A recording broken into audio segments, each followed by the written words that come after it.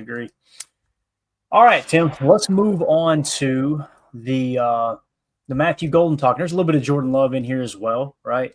But Ryan Wood tweeted out in seven versus seven, Jordan Love throws a perfect pass to back left corner end zone to Matthew Golden in double coverage against Javon Bullard and Evan Williams. Pretty ball for about a 15-yard touchdown. Matthew Golden, man, I can't say enough about him, dude. He's just it's been one of those camps that the time that I've been a Packer fan, and understand this too, guys. Like I've been a Packer fan since around 2003, and when I say that, Tim, I always think that's probably de-edifying for me, right? Like people go, "Oh, he's only been a Packer fan since 2003." And then I looked up the other, I'm like, it's actually 22 years, a couple of decades. So we've been following the team pretty close for a while. That's right. But I started following training camp and really diving into the game of football around 2010. I mean, like getting embedded in the X's and O's and trying to learn it. Like if I had to go out and coach a game, if I had to go out and call plays, if I did that, I want to get as close to game ready as possible for that, just to kind of take your fandom to a different level, if that makes sense. I know that's very nerdy, but that's just, as Mandy will tell you, my wife will tell you, man, when I get something on my mind, it's like, she said, there's no gray area. There's no warm. It's hot or you're cold. You either would do anything for said person or you can't even stand to look at them. There's nothing in between. That's kind of where I'm at. So same way with fanning here, but been watching the Packers for a long time. I remember when they drafted Javon Walker, and he was kind of, wow, this first-round pick. He's supposed to be everything. And obviously that didn't pan out. I mean, Greg Jennings has come through. Jordy Nelson's come through. Randall Cobb has come through camps. I mean, you name it. Devontae Adams.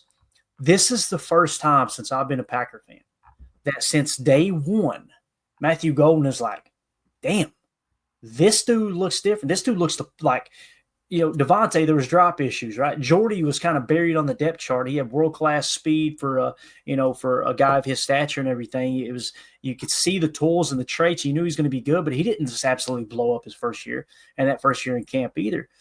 This is different, man. This is so different. Randall Cobb, same thing. Like Randall Cobb, all these guys contributed day one. Don't get me wrong. But Matthew Golden just looks like this guy's it. He's got it. And part of me is like, am I putting too much pressure? Not that he's listening to the show. Obviously, he's not. I mean, I don't know why people are in here right now, to be honest with you. But I'm just simply saying that. Don't worry, nobody's listening anyway.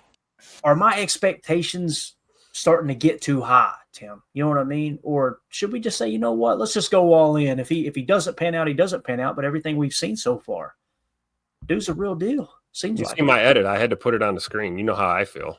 Oh yeah, I'm all in too. I mean, if you can't see it by now, I'm praying for you. Really, generational talent here for sure. Give me another one. Give me the Matt LaFleur with the. I almost want you to. You know what? Since we're talking Matthew Golden, give me the Madden screenshot. Heck with it. Let's do it. All right. So this was on the McAfee show. Okay, earlier today, and this is Darius J. Butler, right? One of the, I think it was Bill Belichick. He played for Belichick for a little bit and then went to Indy, obviously, later in his career. A DB that played safety and corner. Belichick said was one of the smartest players that he had ever coached. Okay, so this is Darius J. Butler. And he's talking to Harry Douglas. If you guys don't remember Harry Douglas, he played for the Atlanta Falcons. He was a wide receiver, excellent wide receiver, right? Now he's covering college football. Listen to what he had to say about Matthew Golden, because again, I'm kind of like, all right, am I going too deep in here and completely fanboying out over Matthew Golden, or is he the real deal? Listen to what Harry Douglas had to say about it. Going to have to get covered. A lot of rookie wide receivers. I know you're tapped in the college football game and obviously NFL. A lot of rookie wide receivers going to be on the board. Travis Hunter, Matthew Golden out to Green Bay, Ibuka down in Tampa Bay, T-Mac in Carolina. Who do you, I guess, expect the most out of this year early on? I think only Golden I would expect to probably be wide receiver one, and maybe T-Mac down in Carolina. The other guys have other counterparts, but who's kind of in that best position that you expect the most production going into this year? I'm gonna go with Matthew Golden for Green Bay because finally, Jordan Love has a number one wide receiver. This is a guy that for the last 6 games at Texas last year, he led Texas in receiving yards, and he was their big play guy. SEC championship, big games down the stretch. It was Matthew Golden that Quinn Ewers went to time and time again. So I'm really looking forward to seeing him. He has the size, he has the speed, he has the explosiveness. He's a hands catcher. He's strong at the catch point as well.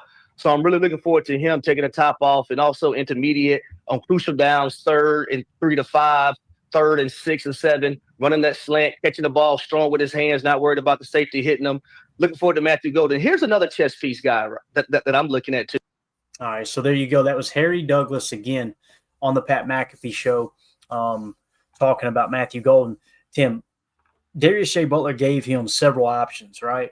And was like, what do you think about this guy, that guy, this guy? Who sticks out to you? The one he led off with, Matthew Golden. And he talked about the very thing that we hit on when we drafted Matthew Golden, was this guy his play is ascending as he's entering the league. He seemed to get better as his final season in college went along, and he played his best football when the season was on the line, the SEC championship, right? He just played his best football in some of those larger stages.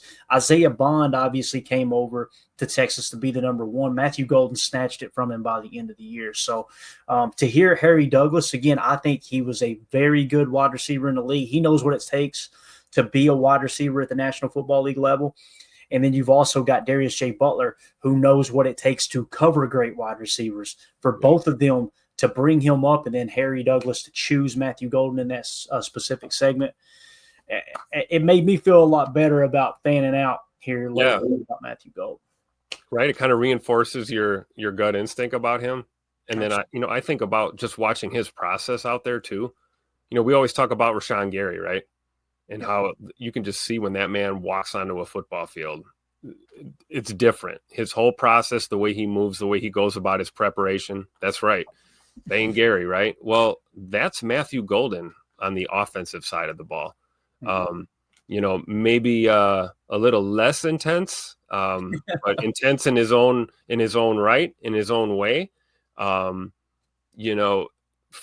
a guy with this much talent and ability, it's really refreshing to see that he's not, a prima donna, and he's not full of himself and, worrying about all the things that have nothing to do with the game. It seems like Matthew Golden is a student of the game, and it shows in the way he plays.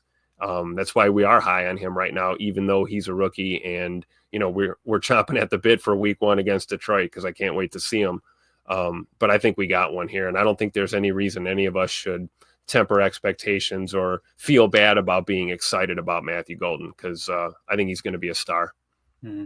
And it's funny because everybody I haven't seen anybody that's like, hey, you're off base here. It seems like we all are seeing and hearing the same thing coming out of camp, and it feels different. Like Jerry says here in the chat, says, I feel I might be too optimistic too, Clay. It's like we're a little afraid of getting hurt here. Like, okay, are we just going too far into the deep end too quick? But man, listen, we talk about on this show when people underperform. We talk about it on this show when things don't go the right way. We should be allowed to talk about it when somebody, seems to flash and look the part. Like Ed Madden said, Steve Smith Sr., another great wide receiver, right? He had Golden as his top receiver in the entire draft. I'm going to be honest, Tim, when he said that, I rolled my eyes. I'm like, come on, man. You got Ted McMillan. You got some of these other huge playmakers. What are we talking about here? I was there too. Remember, I was down on Golden because of his size. Mm-hmm. I'll admit to it too. I was all about Jaden Higgins, right? And here we are, ecstatic that we probably have the best receiver out of that draft, arguably the best receiver in the draft class. Yeah. Yeah, so again, Steve Smith Sr. Having Golden number 1 is just another. We got Harry Douglas, you got Steve Smith Sr., you got all these. I remember when they drafted them too, right? Like there was nobody on the panel was like, I don't agree with this. There were several people like, that's going to be the pick. The Packers love this dude. So, and the other thing I'll say before we wrap up this Golden segment here is, think of all the receivers that the Packers have drafted, guys. Think about this. You've got, Christian Watson, great wide receiver. Obviously, got to stay healthy, right? And I think this is gonna be the year once he comes back from the ACL. We go, okay, that's finally fixed. Great receiver, took him in the 2nd round. Jaden Reed, great receiver. He's led the Packers in receiving yards, catches, and I think touchdowns the last 2 years. 2nd round pick. I think we would all agree Romeo Doubs has been a good receiver, right? Very good receiver. He was what? I just caught the ball.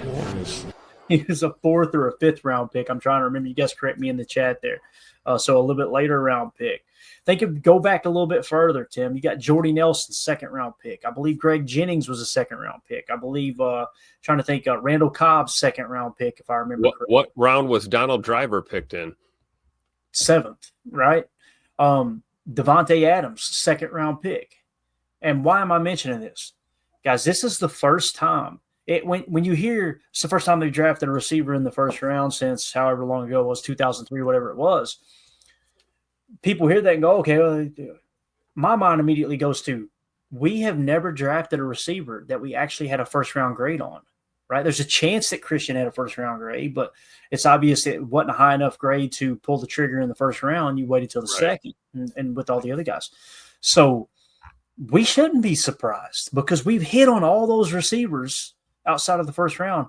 And now if Goody sees this and goes, that dude's worthy of a 1st round pick, he's going to be a tier ahead of these other guys. So it's really exciting, man. Really, really exciting. So again, I'm